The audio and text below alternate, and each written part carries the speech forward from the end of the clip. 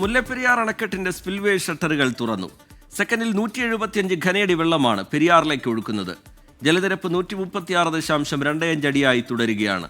സംസ്ഥാനത്ത് ഇന്ന് ഒറ്റപ്പെട്ട ശക്തമായ മഴ തുടരാൻ സാധ്യതയുണ്ട് എന്നാണ് കാലാവസ്ഥാ നിരീക്ഷണ കേന്ദ്രത്തിന്റെ മുന്നറിയിപ്പ്.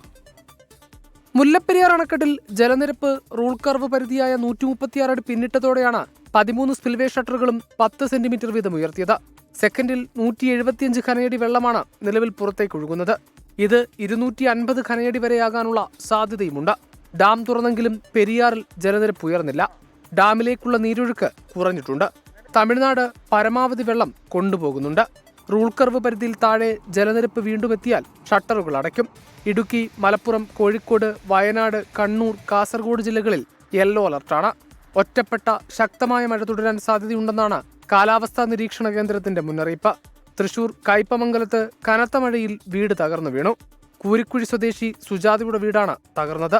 എറണാകുളത്ത് കിഴക്കമ്പലം മൃഗാശുപത്രി കെട്ടിടത്തിന്റെ ഭിത്തിയുടെ ഭാഗം അടർന്നു വീണ് ആശുപത്രി ജീവനക്കാരിക്ക് പരിക്കേറ്റു. 24 ഇടുക്കി.